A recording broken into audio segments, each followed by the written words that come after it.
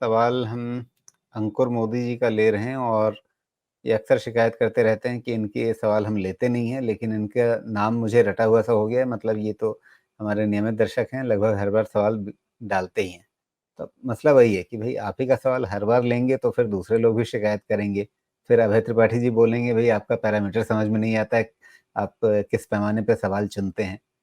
इतनी सारी चीज़ें ध्यान में रखनी होती है ना, मुझे भी याद नहीं रहता और अ, मैं सोच नहीं पाता कि भई कब किस पैरामीटर पे कौन-सा सवाल लूँ और कौन-सा छोड़ दूँ। बड़ी दुविधा रहती है मेरे सामने भी।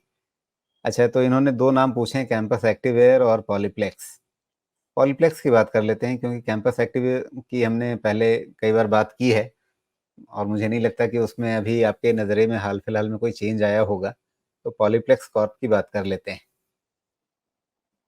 इन्होंने जी 40 शेयर ले रखे हैं 1500 के भाव पे और दोनों में ये फँसे हुए हैं।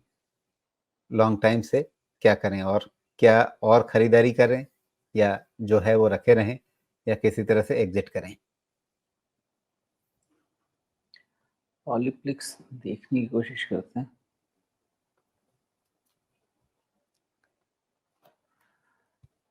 पॉलीप्लेक्स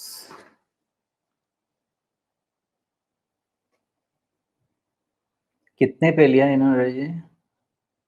ये पॉलीप्लेक्स का इनका भाव है 1500 का भाव है इनका और 40 शेयर इनके पास हैं। ठीक है। आपके लिए रे ऑफ होप तो ज़रूर डेटा पॉइंट पे दिख रहा है बिकॉज़ रिकवरी शुरू हो रही है पॉलीप्लेक्स कॉर्पोरेशन में। मे बी रिजल्ट्स में कुछ चेंजेस होने चाहिए। इसीलिए पहले रिजल्ट देखिए। इनके नेगेटिव सेल्स ग्रोथ से एक प्रोग्रेसिव सेल्स ग्रोथ हो रहा है। ओके, पहले 23% नेगेटिव सेल्स, 25%, फिर 20% नेगेटिव सेल्स, फ्लैट 0.7% ग्रोथ, फिर 8%। तो ये एक रे ऑफ होप दे रहा है रिकवरी का। यही आपको रे ऑफ होप दे रहा है रिकवरी का नेट प्रॉफिट में। तो फंडामेंटली चीज़ें इम्प्रूव होती हुई दिख रही हैं। तो मोर देन प्राइस आप क्वार्टरली रिजल्ट को ध्यान दीजिए। एज लॉन्ग एज ये double digit of sales growth में चलेगा, ये स्टॉक में और जान आ जानी चाहिए बिकॉज़ फंडामेंटल ट्रिगर होगा। प्राइस ट्रिगर है इस पे। अब आपका पोजीशन नहीं होता तो मैं सिंपल सी बात कह सकता था और सिंपल सी बात यही होती कि 1100 के नीचे के क्लोज होने पे इसमें फिर से नेगेटिव हो जाएगा data. Until then everything is hunky dory. तो ये एक दिखता है। जो इन्वेस्टर्स हैं, इन्वेस्टर्स के लिए 950 के नीचे जब तक क्लोज नहीं होता है ये रिवर्सल के तरफ जा रहा है। ये दो चीज़ लोअर साइड पे समझ में आती है।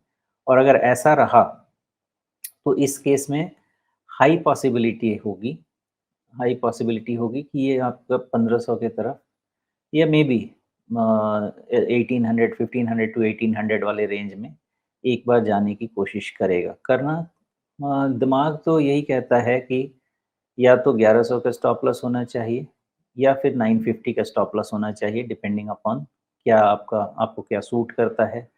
इन केस 1500 निकल गया, कॉस्ट निकल गया, तो वहाँ पे स्ट्रैटेजी फिर ट्रेलिंग स्टॉप लॉस की भी हो सकती है, जो कि स्टॉप लॉस 1200 की तरफ आ सकता है। इन केस आप लॉस नहीं चाहते हैं, तो आपको स्वयं पता है आपको क्या करना है। लेकिन इस तरह से सेल्स रिकवरी हो और प्रॉफिट ऐड हो, तो ऊपर जाने के इसके चांसेस और रहने चाहिए। की है क्वार्टरली रिजल्ट पे ध्यान दीजिए। जी। लेकिन शो में इस क्वार्टरली रिज़ल्ट के साथ-साथ एक और आंकड़े पे मुझे देखना पड़ रहा है।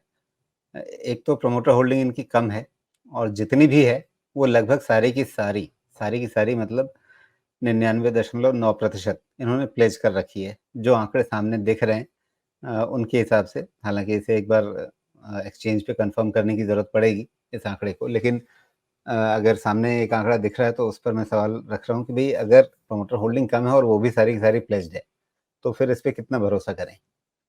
ये क्यों है इसको पढ़ के समझना पड़ेगा बिकॉज़ प्रमोटर में अगर प्लेज है, किस लिए है? क्योंकि डेट लेवल तो कुछ ख़ास है नहीं। डेट इक्विटी 0.2 के आसपास है, तो इनको ऐसे पैसे की ज़रूरत तो है नहीं।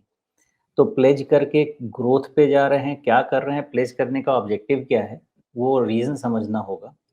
क्योंकि मान लीजिए मुझे कैपिटल की ज़रूरत है और मुझे लगता है कि मेरे बिज़नेस में बहुत मैं ग्रोथ कर सकता हूँ, तो मैं अपनी चीज़ें प्लेज करके छोड़ दूँगा, मुझे पैसा दे दो। जब ग्रोथ होगा तो मैं आके छुड़ा के ले जाऊँगा। तो वो पढ़ना पड़ेगा कि प्लेज करने का रीज़न क्या है। प्लेज करके पैसा ले जाके कोई ट्रेडिंग व्रेडिंग कर रहे हो तो बात अलग है, फिर रिस्क है। अदरवाइज़ अगर जेन्युइन बिज़नेस रीज़न से प्लेस करके रखा है तो कोई इश्यू नहीं है, अगर ग्रोथ देख रहे हैं आगे जाके। जी।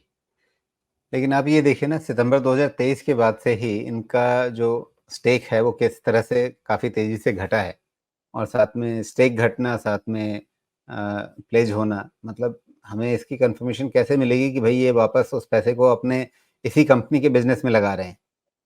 ना ये पढ़ना पड़ेगा राजीव जी, उनके एनुअल रिपोर्ट को 2-3 साल का पढ़ेंगे, तो जी। इन्फॉर्मेशन मिल जाएगी।